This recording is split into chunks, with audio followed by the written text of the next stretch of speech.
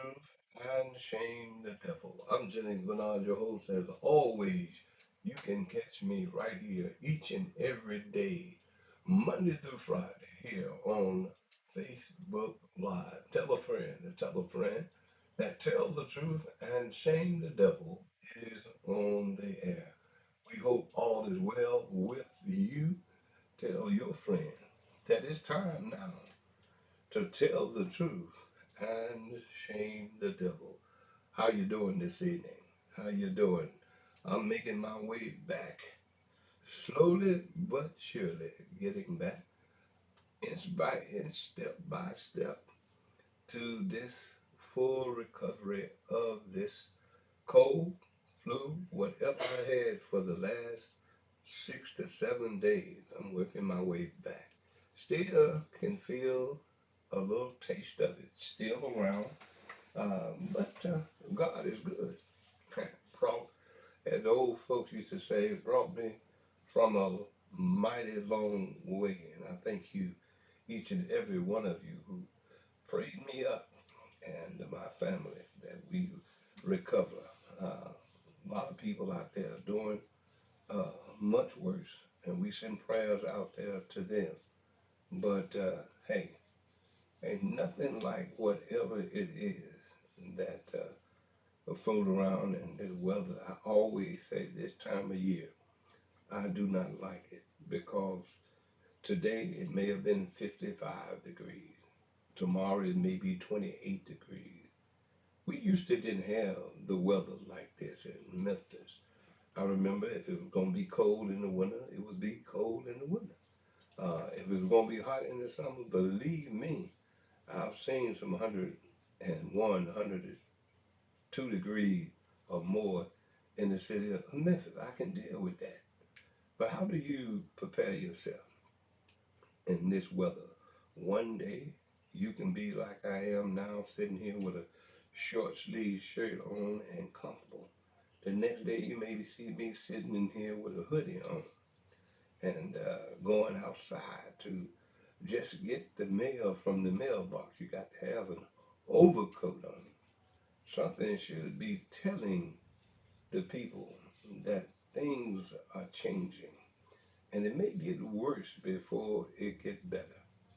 Just like the politics that we deal with in this city that we call Memphis, Tennessee. Sooner or later, it's going to get worse unless you do something about it. Politicians are playing games already with you. They are making deals with big wheels while eating big meals, and you sitting here and don't have a clue as to what's going on. And you're gonna be that person that's sitting at the window or something, drinking your coffee, and somebody say, "Hey, did you know Memphis is in a war?" And you got your head so far in the sand that you don't even realize that a war is outside of your door. A political war, a war between the have versus the have nots. And the reason the have not do not come up something is because we keep our head in the sand. You know how that old ostrich, he don't come up, but every now and then, when something is critical, when something he hear from under the ground, make him raise his head up to look around. That's what a lot of us, and I equate that to some of the people in the city of Memphis. We got our head in the sand, we got our head in the ground, and we're not paying attention. And meanwhile, the politicians are playing you to be boo boo the fool. Well, in 2026, I keep saying this, we have an opportunity to turn things around, lead you to the water, as they used to say about the horse. But I can't make you drink. I can tell you what is about to happen and what is happening to you. But if you don't pay attention, it's going to happen to you, and you're going to be wondering, what in the hell just happened? Well, I want to be the individual that make you aware that the redcoats are coming. I'm telling you that just like Paul Revere told uh, the American people as we know it, that the redcoats are coming. I'm saying to you that the jackleg politician preachers, they are all here and they coming. And they feed you this malarkey, as they used to say. And you just accept it. You shout on Sunday and do nothing on Monday through Friday to Saturday until you get back to the church. And now sit around and hear what's going on. When you look at something and people are defending, and I said this, Jamal Bryant, know his father well, bishop in the AME church, knew his mother who passed away, know him as well. But I can understand for the life of me, and it's been a big controversy about the dress that his wife wore to a function in regard to raising money for the HBCU. That was a good thing. But there's a certain attire, and I hear all these young people talking about there's nothing wrong with it. When I hear young people saying there was nothing wrong with a first lady of the church, there's a certain image, there is a certain style, there is a certain way that a first lady supposed to call herself. In other words, she is the helpmate.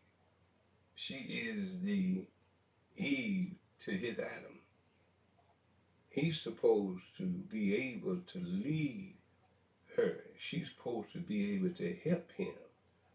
But here, more attention is paid on who he is and the attention that he wanted, in my attention rather, drawn toward her.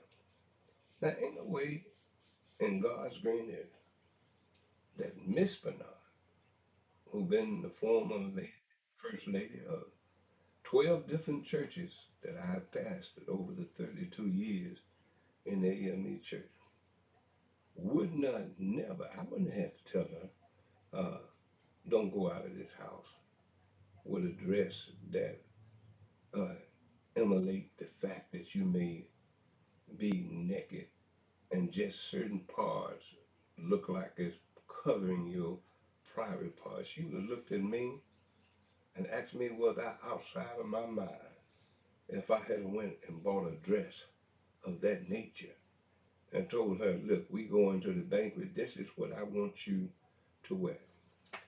She would have said some choice words, and I don't blame her if I asked her to wear something like that, that revealing, even if it was flesh tone.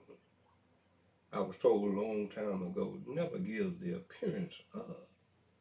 But in this case, it seemed as though if you are a man of the cloth and you want your wife, your first lady, to walk out in public looking like that, knowing that there's going to be attention drawn toward you and her, it leads me to believe that you wanted the attention and you sacrifice your wife and her reputation, who she is and how long and hard she worked to become a doctor, have all of these degrees, but just in one act, I've heard people call her sluts. I've heard people call her whores. I've heard all these people just because of a dress she wore. That appearance, ladies and gentlemen, whatever you do, that appearance matters. Some people will say, hey, it don't matter. It don't matter. She has the right. You have the right to go jump off a bridge. But how many of you will go and jump off of that bridge leading to Arkansas? Some have done it when they have given up all hope. But how many of you will just run and jump off of a bridge, that bridge going to Arkansas? I don't think many of you in your right mind will do that. And this comes to make me wonder, was the pastor in his right mind? was his popularity and the church that he pastored was so big in his mind that he thought he was bigger than common sense. Now, common sense, Jamal Bryant, would tell me that you lost it when you asked your wife and you bought that dress for her. It's more about attention. It's not about the way you're supposed to present yourself. See, let me tell you something, Jamal. If you don't understand this, says people who had faith in you may not you people expect of New Birth Church. Now is wondering, yeah, you can preach all day long. You can call yourself putting it out there, but you was wrong. You was wrong for asking her that. She that you're in the position that she's in, and she just went along with what you said, but never asked a woman to do anything like that openly that would take down her reputation. You did, Pastor. You did, and you was wrong for that.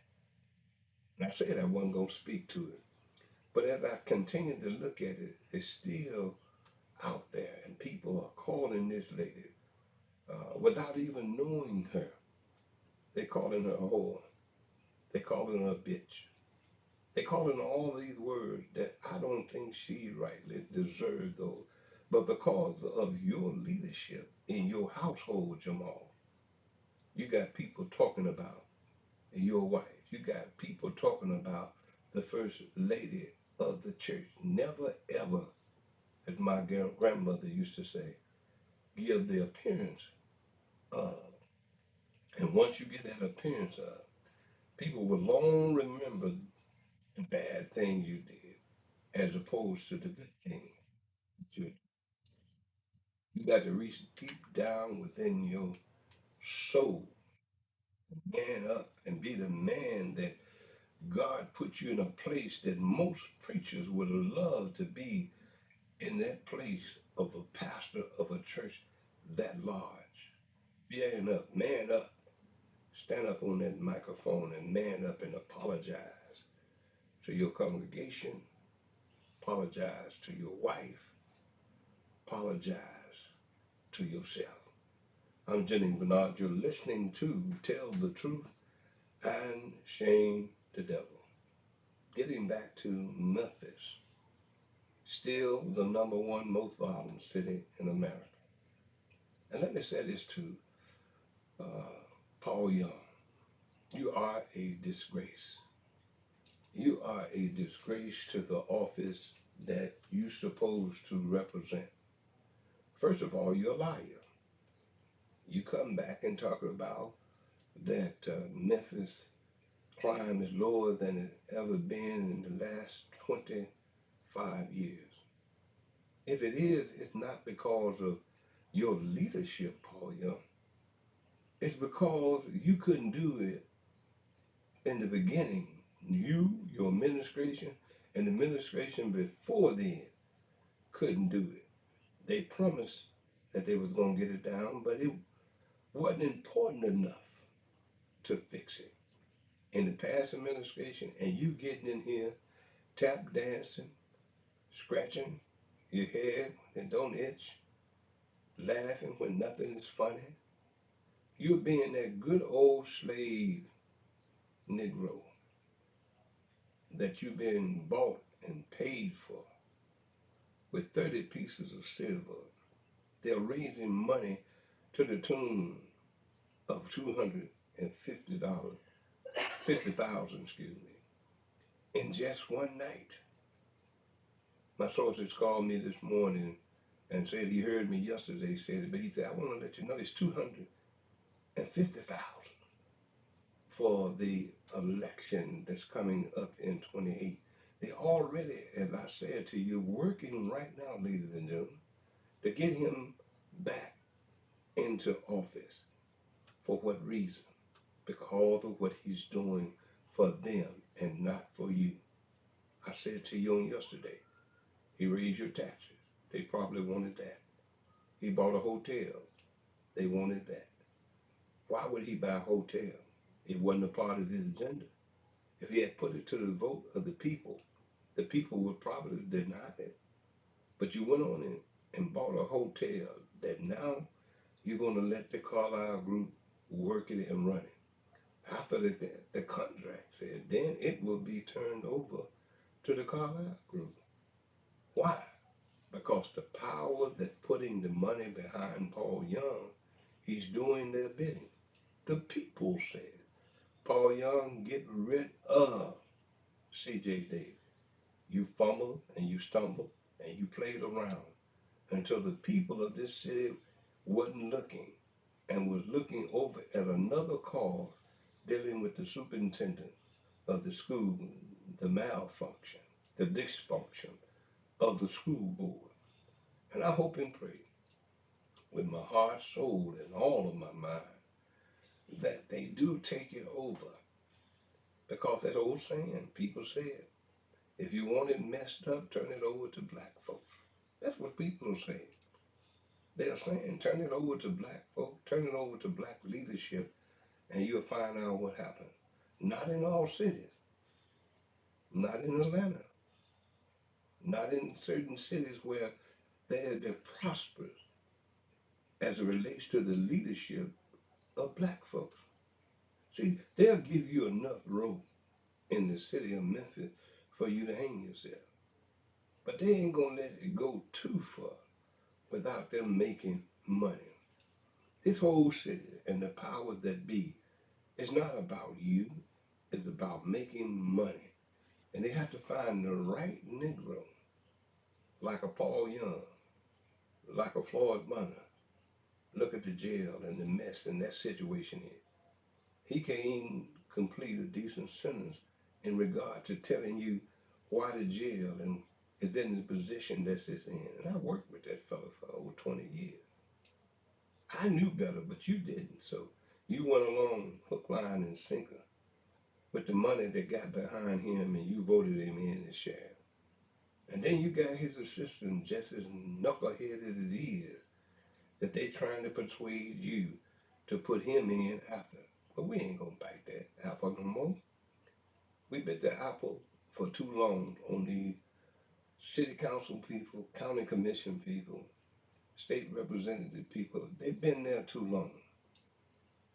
Then when they get tired of being there, they come in city and run for something and stay there until they leave here. It's a job to help the people. It is not a job to help you. When you become an elected official, you are the leader of that district. You are no longer the people. The people are supposed to look to you as their leaders to lead them. But you can look north and south and see what kind of leadership that we have in this city when it comes to people that look like you and I. Some people laugh and all the way to the bank on the stupidity of black folks simply because we don't have sense enough to know that our worst enemy now is not the white folk. They provide the money.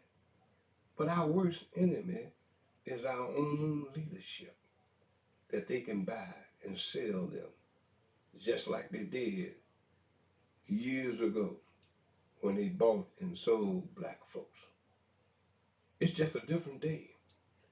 They're buying and selling them with contributions. And these individuals that you look for, because I don't look for any of them to really to lead me, because I know better. I know better, and I know the game that they play on you. And people will tell you, and they tell me all the time, man, I talk to so and so. They said that they telling people not to even listen to the show. I said, that's fine. If somebody is so weak minded that somebody, a politician, can tell them, don't listen to the show, that ought to ring a bell to you to say, why is it that they don't want me to listen to what Brother Bernard has to say? Well, common sense will tell you then, let me listen to him and see what he's saying. And then you'll find out what he's saying is what the politicians don't want you to know when they're raising that type of money. When you're electing people that you only hear from and see when it comes time to vote them back in office. They give you a few hamburgers, hot dogs, a few chickens, a few turkeys that you can only feed yourself for a day, but they're not out there trying to teach you how to fish to be able to feed yourself for a lifetime. Is it their responsibility? Hell yeah. Because it's your responsibility to cover your constituents, the district that you represent, the people of Memphis. You have been put there and elected there, knowingly or unknowingly, because sometimes you do things because people tell you to do it and you really don't know what you're doing, but you do it. But I say to you in 226, this is your last chance. If you don't get it right this time, ladies and gentlemen, you're going to suffer for a long time. Long, long time after people like myself and others are long gone. You will see the wrath of your bad decision making. I'm telling you this. I can see it, I can feel it, I'm watching it, but I have to sound the trumpet. And I have to sound it loud enough and continuously to tell you, you need to watch as well as pray. You watch the enemy, and the enemy, check this out, can be in your family, it can be your friend, it can be your co-worker who bring you that message that, hey, you need to vote for Paul Young. And when they said that, they're bringing you a message from the enemy that represent you. So you can put them back in the office. They can make money off it. When I say it and people still say it, man, you hit a button when you said that all elected officials ought to be drug tested. Yeah, I would guarantee you right now a high percentage, and if lying elected officials do it, I would say to you that a high percentage of your elected officials are using drugs. I would say that. Prove me wrong. Take the drug test. Line up at the health department or wherever. Line up in City Hall and go through there one by one. And some will say, oh, well, this medication. Oh, well, guess your doctor said that, well, you know, all depending on who your doctor is. Get them to say whether you're on medication. Medication is not marijuana. If it comes back that you got marijuana in your system, and you're sitting on the council, you're sitting on the commission, you're sitting in Nashville, and you're smoking, and you're making decisions that affect us, it's time out to change the narrative. It's time out to get rid of the old, to bring in some new with common sense now. Some of these new people are all, you know what, up because they believe in the garbage that's being put on them and putting out there. And they don't have the mental capability to look at this and say, wait a minute, this don't pass the sound test. This don't pass the smell test. All they want to do is have their name being called, have the check. And people are running now for the check. They said, man, all I have to do is go down there a couple of times a month, and I can get 40,000 a year plus expenses. And if I stay there long enough, I can get the city health care, county health care. And all I have to do is go down there for 2 times out of a month, and I can get 40,000. Man, I'm running for office. And that's what they do. I'm sitting up here looking at women and men who's supposed to be smart, who have doctorates, who have doctors of jurisprudence, PhD, and I wonder how in the hell did they get there? And then you have to think about it. Well, they got there simply because the people was not paying attention. And we got to address these issues because time is critical. And it's time for you to step up. What do you do? In my house, Scripture said that we're going to serve the Lord. Scripture said that. Why not you say, in my house, that you're going to vote? We're going to sit down at the table of understanding. And we're going to talk as a family. And we're going to look at our situation. And we're going to say, as a family, we're going to vote together. We're going to do what is necessary to make our life better. And the people will argue, well, politicians are not there to make your life better. The hell is that so?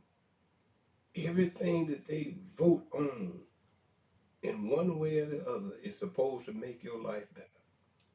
If they vote on to raise taxes or not to raise taxes, it's going to affect you one way or another. If your taxes are not raised, you can keep some money in your pocket. If your taxes are raised, you're going to take some of your money out of your pocket. So it all affects you. So therefore, it has to be a situation that we realize that we have to make a difference in this community by who we put in office. Now, there are some people, if you re-elect, I'm just throwing my hands up and say you biggest boo-boo fool that ever lived in Memphis, Tennessee, and still living here because the people are already saying that. What is wrong with those people in Memphis, Tennessee? The most violent city. And I say it to you, comedians now are making a joke of Memphis. If you're in Memphis, you have to watch out for them Negroes. Them Negroes stole 2 Hummers from the National Guard. Now that's saying to them, that's a bad city. It's so bad that we are ranked #1 most violent city in America, and you got elected officials again that will lie to you and tell you that they got it down. You know what this city was. Elected officials know what this city was before task force got here, before the Tennessee Highway Patrol came into help, and the federal government came into help. Let me tell you something. There are going to be mistakes and hiccups are made in life in general, no matter what profession you have. If it wasn't, MPD wouldn't have all the lawsuits that has been filed against the city of Memphis, against the Memphis Police Department. There's a lot of lawsuits that you don't know about. There's lawsuits that you're going to pay out of your pocket because they got to raise the taxes to pay for it, and it's coming out of your pocket. Put people in position that know what they're doing. Understand this. You got 30, 40 years of experience as different chiefs over different divisions of the police department that has been here for 40 years now, that's taken all of that knowledge away because of the poor leadership of C.J. Davis. And they're leaving. And she's replacing people who don't have the experience that that old school had to be able to lead.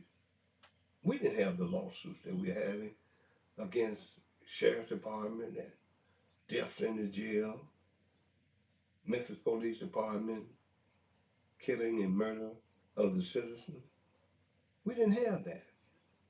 But we going to have it no matter what because you got citizens out here that's hard headed and won't pay attention. They're not listening. They do things that they shouldn't do. Now, the lady who went there and fought against the highway patrol, the ICE, and protest, and that's when I said there are certain things you protest and certain things you keep your mouth shut about that don't make sense. Now, you out there advertising these ICE people that's out there for a purpose. They have a job. But you out there protesting against them, against something that happened in Minnesota, something that happened in another state. But the things you see here in Memphis, you get involved and you end up now. That female faced a judge this morning. See, they say you shouldn't drink and drive. You shouldn't drink and protest. Because when you drink and do anything, ignorance is going to follow you. Now she has to get a lawyer. She possibly may do jail time because ignorance, stupidity do not mix. But now she's sitting there looking like Boo Boo the Fool because she had too many whatever she was drinking and she thought she could get out there and just agonize those in the people, just harass them. And now look at where she is. Mind your business. Do the right thing and you won't have certain situations that happen. Now, you see a person who passed by you in the street doing 100 miles an hour when the speed limit is 45, and you just freeze up because you don't know whether he or she is going to hit anything. There's some women out there doing the same thing. I've had some that fly by me and I'm like, what is wrong with that fool? But then when you get caught, then when you done call somebody's life because you're running from the police because you done carjacked somebody. Now you sitting there and wondering, can they help me? They can't help me when you done killed 2 or 3 people. Your life, as you know, is over. You're about to be told when to get up, when to go to sleep, what you're going to eat, what time you're going to eat for the rest of your natural life. Are you going to give your life away because of the foolishness that you're doing? Are you going to let things happen to you in your life because you're not taking the right stand when it comes to putting people in office? They plan on you. They're manipulating you behind doors and you just don't know it. But I'm sounding the trumpet. I'm letting you know that it's time for you to wake up and let's do it together and change the narrative. I'm waiting till all the things come in February or whatever they have the opportunity to withdraw and you get the candidates. And I'm going to call every one of them and give them the opportunity to come here. Every one of them. I don't care who they are. I'm going to call them and tell them who I am. And I want them to come and talk to you. And you make your decision after you talk to them. They are far better candidates than the ones that they are pushing on you. Some are just running just to run. Some been patrolled less than 10 years and now they want to be sheriff. Some don't know up from down when they come to the sheriff's department. But there's some out there who paid the price to be where they are. And others have played politics on you, and they want to be the sheriff. It don't make sense, ladies and gentlemen. It's don't Anthony Buckner, the assistant right now in a messed up sheriff's department, second in command, want to come and now be the sheriff. You see what happened with the sheriff you got now, and then you're gonna elect him. They want you to elect Buckner, the second in command, and you see what the first in command has done over his 8 years. Do you want another 8 years of that foolishness? Do you want another 8 years in the mayor's office, the county mayor, of that foolishness? And I said to you on yesterday, I haven't heard anyone talk about a Republican bidding to be the next county mayor. And if not, the race will be won. If it's a Democratic primary and there's no Republican running for that position, it will be won in the Democratic primary.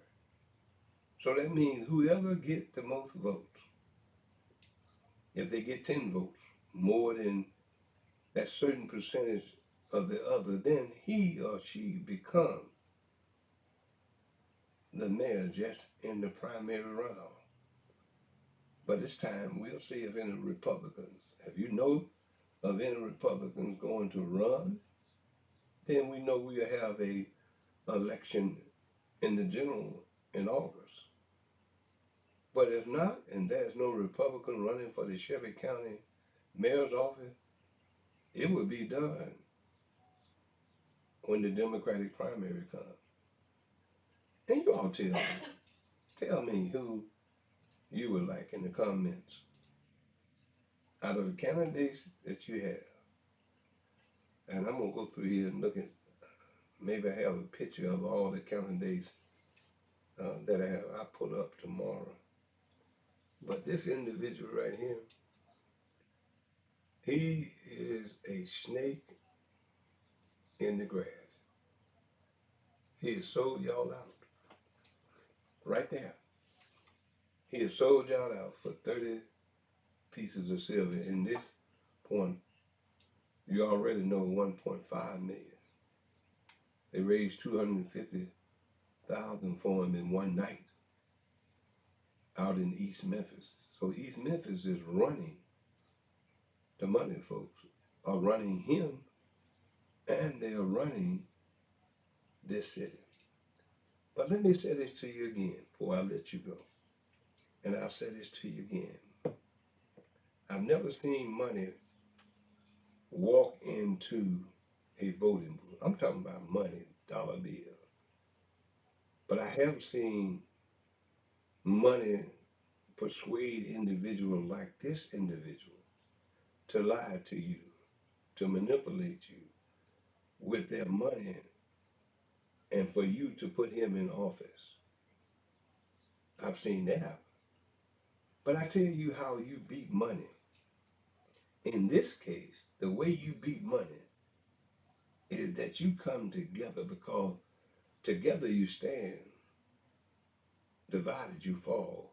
But if you stand and get everybody, as I said, in your community, in your household, to say this individual, we will not vote for him ever again, because he's already shown he lies to you about his administration bringing down crime. If it was bringing it down, why would you need the federal government? Why would you need the help that's literally bringing it down?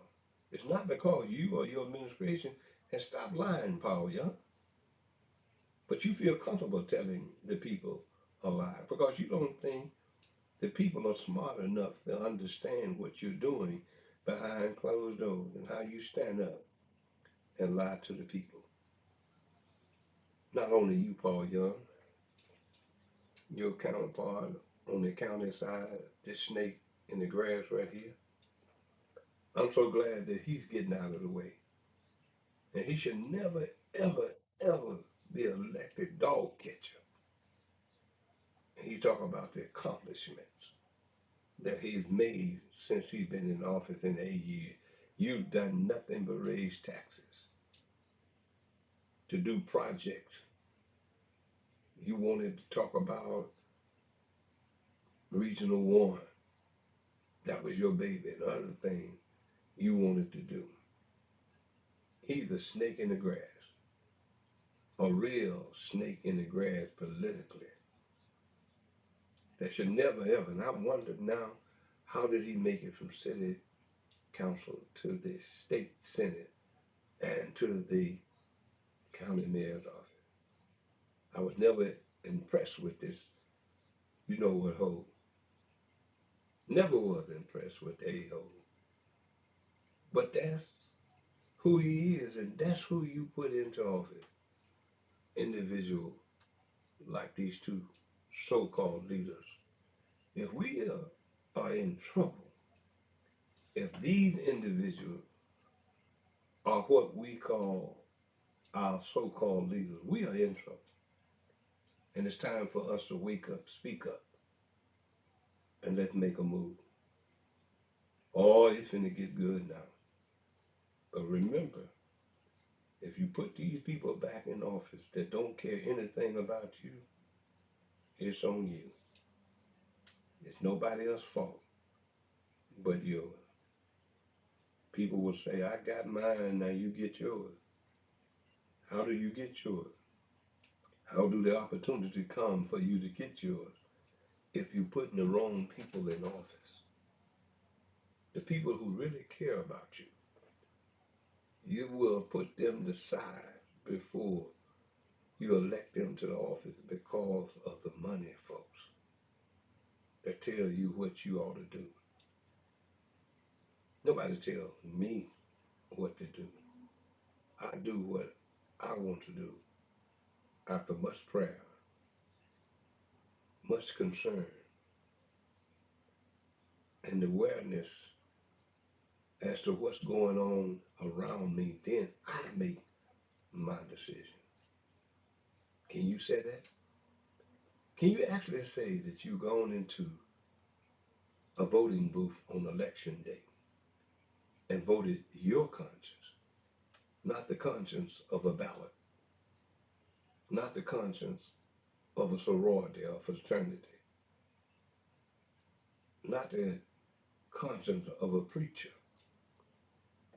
who's persuading you to vote this way, and you give your vote over to a preacher? And you know what preachers are capable of? How many of them? They are so capable that they run women crazy to the point that they turn around and shoot and kill them dead. They'll take their wife, their precious wife, and put her to make her look like she a floozy, a Jezebel. And he tried to justify it. Always remember one thing, the preacher is no different from you and I. They said that they have been called, and we take their word for it. But if we look at their actions, do you really think they're called? Because if he or she thinks that she's been called, but her action does not reflect her calling, somehow she got the wrong number, or he got the wrong number. Ladies and gentlemen, we're going to continue to talk. We're going to continue the dialogue. You always know you can email me at Sonny Bernard, SonnyBernard, @att.net. You can do that.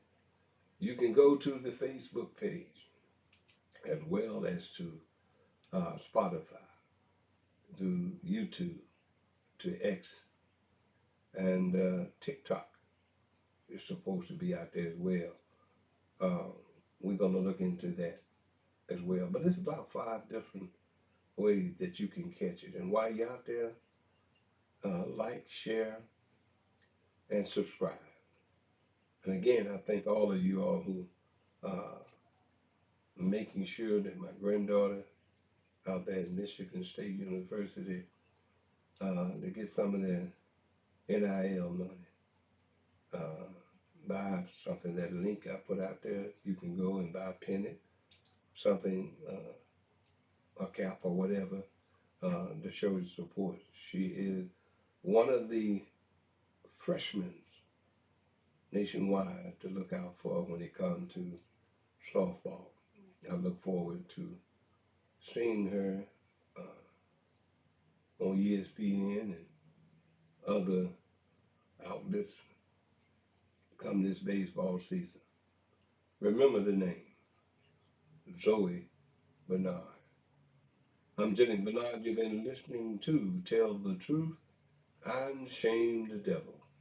In the words of my grandmother, she always said, if it's the Lord's will and the creek don't rise, we'll see you on tomorrow. But always remember what I said. Trust everyone, but do not trust the devil inside of them. God bless. Take care.